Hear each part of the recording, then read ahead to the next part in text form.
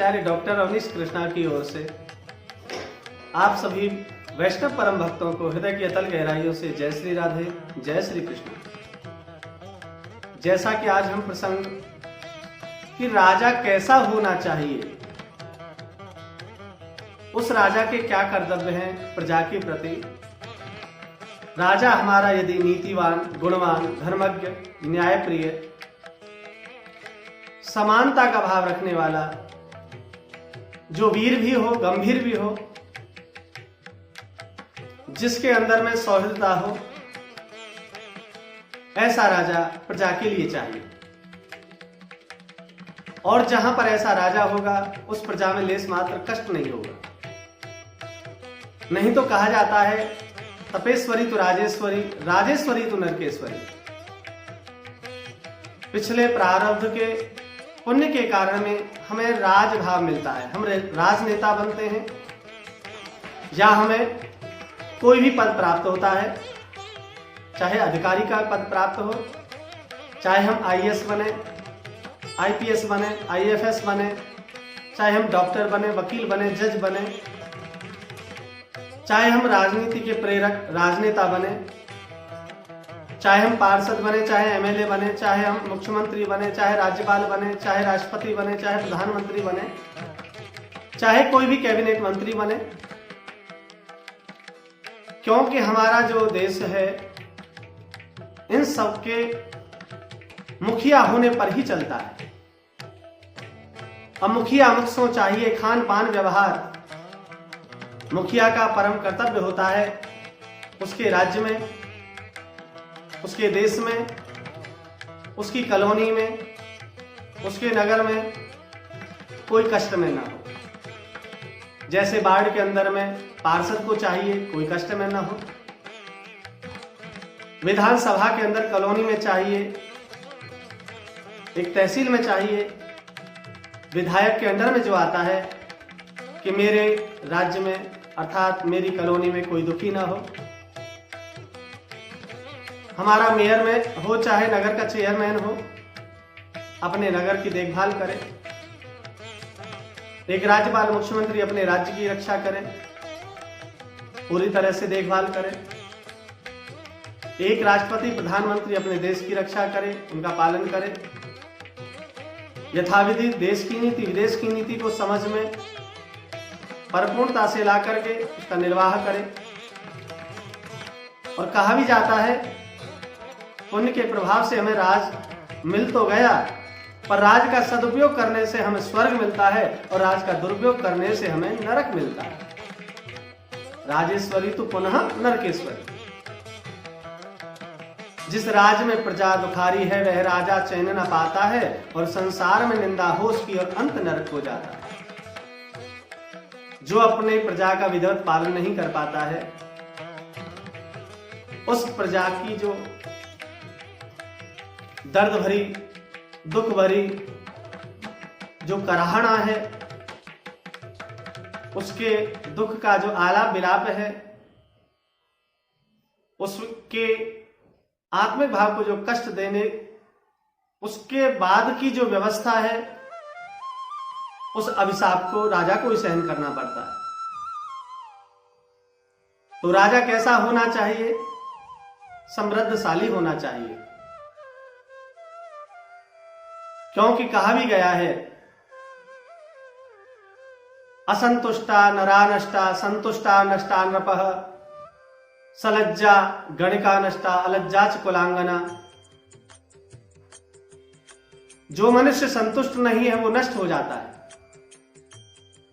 जो राजा समृद्धशाली नहीं है, थोड़ी सी पूंजी रखता है, जिसका कोष धन से नहीं भरा हो, तो वह राजा भी शीघ्र नष्ट हो जाता है।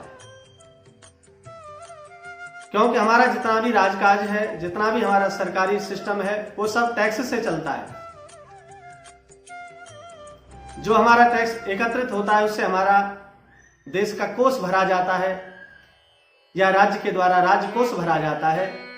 और यदि उस कोष को राजा चाहे मुख्यमंत्री जी वैसे ही लुटा दें तो हमारा कोष खाली हो जाता है। तो अचानक कोई आपदा आने पर प्रजा में बड़ा कष्ट का माहौल पैदा हो जाता है। इसलिए राजा कैसा होना चाहिए? समृद्धशाली होना चाहिए, उसका कोष भंडार अक्षय होना चाहिए, क्षय नहीं होना चाहिए। जो वैश्या होती है उसके यदि लज्जा है तो वह नष्ट हो जाती है, और कुल की जो स्त्री है यदि उसके लज्जा नहीं है, शर्म नहीं है, तो वो भी शीघ्र नष्ट हो जाती है। इसलिए हमारा जो जीवन चलता है वो किस पर चलता है? एक मॉरलों पर चलता है। हमारे शास्त्रों में जीने की कला सिखाई गई है। जैसा कि हम जब रामायण पढ़ते हैं, क्योंकि हम ज्ञान अर्जित नहीं करते हैं इसलिए हमें अधूरा ज्ञान होता है। हम धर्म प्रेमियों के पास में बैठने को तैयार नहीं होते हैं तो धर्म कहां से आए? हम ज्ञानियों के पास में, विद्वानों के पास में बैठने को तैयार नहीं होते हैं तो हमारे अंदर ज्ञान और विवेक कहां से आए?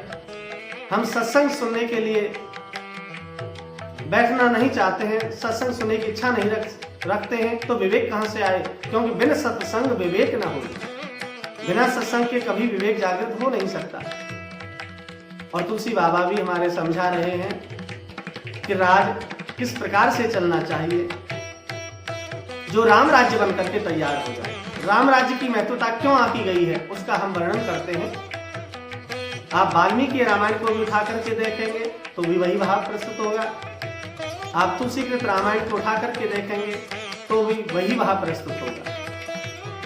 जासु राज प्रिय प्रजा दुखारी, सो नृप अवश्य नरक अधिकारी। जिस राजा की प्रजा दुखित हो, कष्ट में हो, वह अवश्य ही नरक का अधिकारी हो जाता है। इसलिए हमें विचार करना चाहिए। जिस समय हमारे प्रभु श्री राम रावण पर विजय होकर के, रावण को मार करके लंका पर विजय प्राप्त करके अवध में आए, जिस समय भगवान श्री राम और माता जानकी उनको सिंहासन पर बिठाया जा रहा था तो प्रथम तिलक किसने किया है? वशिष्ठ जी महाराज ने किया। तो वशिष्ठ जी महाराज ने प्रभु श्री राम को, क्योंकि जब तक धर्म गुरु नहीं होंगे, राजगुरु नहीं होंगे, तब तक राज भी नहीं चल सकता है। और आपने श्रवण किया है या पढ़ा है, चंद्रगुप्त मौर्य, बड़े बड़े राजा महाराजाओं को राजगुरुओं ने, धर्म गुरुओं ने चलाया। जब भी कोई विपत्ति आती थी, आपत्ति आती थी, दौड़ करके धर्मगुरु के पास में जाया करते थे, राजगुरु के पास में जाया करते थे, विद्वानों के पास में, ब्राह्मणों के पास में जाया करते थे, गुरु परंपरा का निर्वाह किया करते थे। और आज का राजा यदि धर्म को नहीं मानता है तो वो राजा नहीं, वह शीघ्र नष्ट होने के लायक है। यहां पर भाव दिया जाता है कि आज प्रभु श्री राम जब गद्दी पर बैठ रहे हैं तो वशिष्ठ जी महाराज समझा रहे हैं कि एक राजा के क्या कर्तव्य होते हैं। उन्हीं कर्तव्यों का जब पालन प्रभु श्री राम ने किया है तो आपको ज्ञात है कि भगवान श्री राम ने 11,000 वर्ष तक राज्य किया है। जिस समय सिंहासन पर बैठे उससे पहले चाहे कुछ भी हुआ हो, परंतु आपको शास्त्र के प्रमाण के द्वारा बताते हैं कि परमात्मा श्री राम जब सिंहासन पर बैठे उसके बाद में राज कैसा चला। तो यहां पर भाव आता है, मैं आपको दिखाता हूं कि राम राज बैठे त्रैलोका, हर्षित भये गए सब शोका। जिस समय प्रभु श्री राम राजगद्दी पर बैठे हैं तो उस समय सारे विकार, सारे सुख, शोक जो है, सारे दुख, सारे कष्ट वहां से दूर हो गए, चले गए। और भयरु न कर काहूसन कोई, राम प्रताप विषमता खोई। प्रभु श्री राम जिस समय राजगद्दी पर बैठे हैं तो आपस में सबका सबके प्रति प्रेम बनकर के तैयार हो गया है, विषमता का भाव आ गया है। इसका तात्पर्य है प्रभु श्री राम के राज्य में सुंदर भाव आया है कि कोई किसी से ईर्ष्या द्वेष नहीं रखता था। ईर्ष्या द्वेष न रखने के कारण में समता का भाव आ गया। आगे चलकर के भाव आता है, वर्णाश्रम निज निज धर्म निरत वेद पथ लोग, और चलहे सदा पावहे सुखे, नहे भय शोक न रोग। प्रभु श्री राम जिस समय भाव ले रहे हैं वर्णाश्रम का, यानी ब्राह्मण, क्षत्रिय, वैश्य और शूद्र अपने अपने धर्म का निर्वाह कर रहे हैं। ब्राह्मण अपने कर्तव्यों पर, क्षत्रिय अपने कर्तव्य पर, वैश्य अपने कर्तव्य पर, शूद्र अपने कर्तव्य पर।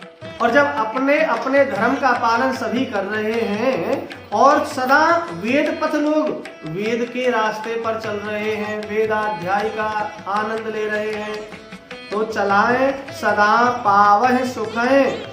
उस सदधर्म मार्ग पर चलने से उनको सुखी सुख प्राप्त हो रहा है। न कोई भय है, न शोक है, न रोग है। और दैहिक दैविक भौतिक तापा राम राज काहू नहीं व्यापा। राम के राज्य में आदि दैहिक, आदि भौतिक, आध्यात्मिक तीनों तापों में से कोई ताप यानी कोई भी रोग किसी को कष्ट में नहीं आया। और सबसे बड़ी बात, वाल्मीकि रामायण उठा करके आप देखिए, प्रभु श्री राम जब से राजा हुए हैं कोई भी 11,000 वर्ष तक विधवा नहीं हुई। सबसे बड़ी बात, पिता से पहले पुत्र को नहीं मरने दिया परमात्मा श्री राम ने। किसके कारण? केवल एक धर्म पथ पर चलने के कारण। परमात्मा श्री राम के राज्य में कभी किसी के घर चोरी नहीं हुई, किसी के घर में आग नहीं लगी, कोई भी ओलावृष्टि नहीं हुई, कोई भी अनावृष्टि नहीं हुई, कोई भी आंधी तूफान जैसा दृश्य नहीं आया, कोई भी अकाल भाव नहीं आया। केवल किसके कारण? केवल धर्म पर चलने के कारण। यहां तक लिखा है कि ज्वर भी परमात्मा श्री राम के 11,000 वर्ष के अंदर में किसी को बुखार तक नहीं आया। इतना लेखन दे दिया गया। जितने भी प्रजावासी थे, प्रत्येक प्रजावासी के एक कान में सोने का कुंडल था। सोचिए उसकी प्रजा कितनी समृद्धशाली होगी। ये राम राज्य। इसलिए राजा को क्या चाहिए कि वर्णाश्रम के अधीन होकर के, धर्म के आश्रित होकर के, धर्म पर बताए गए मार्ग पर चल करके हमें सबको धर्म मार्गी बनाना चाहिए। और यहां तक भाव दे दिया है कि सब नर करहे परस्पर प्रीति, चलहे स्वधर्म निरत श्रुत नीति। अपनी नीतियों पर सब चलते थे और प्रत्येक के घर में अग्निहोत्री भाव दिया जाता था। प्रत्येक घर के अंदर का मतलब है यज्ञ प्रत्येक जीव करता था। प्रत्येक जीव के यहाँ पर धर्म गुरु यज्ञ किया करता। तो प्रकृति कितनी शुद्ध होगी, विचार कर। अब हम आज यज्ञ का भी त्यागन करते जा रहे हैं, अपने सत्कर्म का त्यागन करते जा रहे हैं, अपने सत्य स्वरूप सद्गुरुओं का त्यागन करते जा रहे हैं। ब्राह्मणों के पास में, सद्गुरुओं के पास में, शिक्षकों के पास में, विद्वानों के पास में हम बैठना नहीं चाहते हैं। तुम्हारा क्या विवेक काम करेगा? नहीं करेगा। सत्संग से ही विवेक की जागृति होती है और विवेक के द्वारा ही हम धर्म पथ पर चलते हैं। क्योंकि हम जब भी पॉजिटिव, जब सकारात्मक भाव से रहेंगे तो ही हम सन्मार्ग पर चलेंगे। नेगेटिव भाव में रहेंगे, नकारात्मक ऊर्जा हम प्राप्त करेंगे तो हमारे विचारों में नकारात्मक ही आ जाएगी। इसलिए हमें अपने पॉजिटिव अर्थात सकारात्मक बुद्धि का प्रयोग करना चाहिए। और जब हम ऊर्जित होंगे, पावरफुल होंगे, तो भक्ति का नाम भी पावर है, पावरफुल भक्ति। इसका मतलब है संपूर्ण शक्तिमय जो भक्ति है उसको हमें धारण करना चाहिए। क्योंकि हमारा जो धर्म है, ध्रियते यह स धर्म, जो धारण किया जाता वही धर्म होता है। और क्रियते यह स कर्म, जो किया जाए वही कर्म होता है। पर कर्म में भी क्या भाव लिया जाता है? सत्कर्म। अपने अपने धर्म रूपी कर्म को अपने निहित निज निज भाव से जब करेंगे तो इसका मतलब हमें जीवन में जीने का आनंद प्राप्त होगा। हमें चाहिए, प्रजा को भी चाहिए एक सुनिश्चित और सुदृढ़, ईमानदार, न्यायप्रिय, समतादर्शी, समृद्धशाली, गौरवशाली, धर्म में आरूढ़ रहने वाला, धर्म के प्रति सुदृढ़ रहने वाला, धर्म गुरुओं को परिपूर्णता से मानने वाला, ब्राह्मणों को परिपूर्ण सम्मान देने वाला, पूज्य मानने वाला, ऐसा राजा ही राज्य का अधिकारी होता है। इसलिए हमेशा ध्यान रखें, हमारी रामायण कहती अल्प मृत्यु नहीं कबने हूं पीरा, सब सुंदर सब विरुच शरीरा। छोटी अवस्था में कभी भी कोई मृत्यु नहीं होती थी राम राज्य में। आज आप देख रहे हो। और न किसी को पीड़ा होती थी, सभी के सुंदर शरीर थे और सब निरोगी थे। न कोई दरिद्र था, न दुखी था, न दीन था, न कोई मूर्ख था और न शुभ लक्षणों से हीन था। विचार करिए। इसलिए नित्य अपने धर्म ग्रंथों का पठन पाठन करें। ज्ञानियों के आचरण में, आप समता के भाव में, आप विद्वानों के संगत में रह करके अपने जीवन को कृतार्थ करें, क्योंकि सठ सुधरे सत संगत पाए। अज्ञानता का जो भाव है वो ज्ञानियों के पास में बैठ करके वो दूर हो सकता है। परंतु तुलसी बाबा कहते हैं, मूर्ख हृदय न चेत जो गुरु में लहे विरंच सम।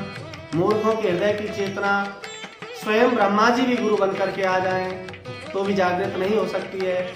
इसलिए मेरे प्यारे भाइयों, मेरे देशवासियों, अज्ञानी बनो, कोई टेंशन नहीं, क्योंकि ज्ञानियों के पास बैठ करके आपको ज्ञान आ सकता है, आपका ज्ञान जागृत हो सकता है, आपका धर्म जागृत हो सकता है।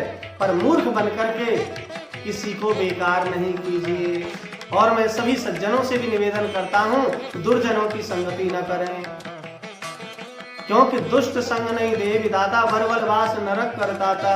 दुष्टों की जो संगति है नरक से भी बढ़कर के मानी जाती है। तो अपने जीवन को नरक न बनाएं, वेद मार्ग पर चलें, अपने सदग्रंथों में जो भाव निहित है उस सदमार्ग पर चलें, अपने जीवन को कृतार्थमय बनाएं। धर्म पथ पर चलते हुए, अपने अपने आश्रमों पर आरूढ़ होते हुए, अपने आश्रमों पर ध्यान देते हुए परिपूर्णता से उसका निर्वाह करें। ब्राह्मण, क्षत्रिय, वैश्य और शूद्र, ये हमारा जातिवाद नहीं बनाया वेदों ने, केवल एक व्यवस्था के लिए वर्णाश्रम बना करके तैयार किए। यदि कोई जातिवाद बनाता है तो समझ लेना चाहिए कुछ चंद जो राजनेता हैं अपने स्वार्थ वशीभूत होकर के, कोई किसी को जाट कह रहा है, कोई किसी को गुजर कह रहा है, कोई किसी को दलित कह रहा है, कोई किसी को ब्राह्मण कह रहा है, कोई किसी को बनिया कह रहा है, कोई किसी को लोधी कह रहा है, कोई किसी को मछुआरा कह रहा है, कोई किसी को निषाद कह रहा है। अनेक जातियों का प्रतिबंधन दे करके, उनको लुभा लुभा करके हमारे धर्म का खंडन किया जा रहा है। परंतु धर्मावलंबी चाहते हैं कि हमारा भारत अखंड हो, कोई खंडन न कर सके। यदि अखंड भारत चाहते हो तो इस जातिवाद में न फंस करके उनका सामना करो और अपने वर्णाश्रम का निज धर्म का पालन करो। निज धर्म का पालन करने से ही प्रजा भी आनंदित होगी और राजा भी आनंदित होगा। हमारा देश महान बनेगा। हमारा भारतवर्ष महान था, है, और उसको सुदृढ़ बनाने के लिए आप सबकी जागरूकता अति आवश्यक है। तो मैं आपसे निवेदन करूंगा, सबसे पहले मनोर्भव मानव बनो। सबसे पहले हमारे धर्म में आया है, वर्णाश्रम में किसी ने ये नहीं कहा है कि ब्राह्मण बनो। सबसे पहले हमारा भाव आता है मनोर्भव, आप मनुष्य बनो, और मनुष्य सब होते हैं, मानवता के धर्म को धारण करो। हमारा जो एक पत्थर है, मंदिर में जाकर के एक बार प्राण प्रतिष्ठा करने से वह भगवान बन के तैयार हो जाता है, परंतु बार बार प्रतिदिन मंदिर जाने पर भी एक जीव इंसान नहीं बन पाता है। इसलिए बार बार आपसे कहा जाता है, अनुग्रह कहा जाता है, आपसे करबद्ध मेरी प्रार्थना है, निवेदन है कि आप मनोर्भव मनुष्य बनो और मनुष्यता के भाव में धर्म को धारण करो। अहिंसा या परमो धर्म, ये हमारा भाव है, परंतु ये भी ध्यान रखो, यदि धर्म पर कहीं आँच आ जाती है तो अपने अस्त्र और शस्त्र को भी हमें धारण कर लेना चाहिए। हमारे देवी देवता इस चीज का प्रतीक है।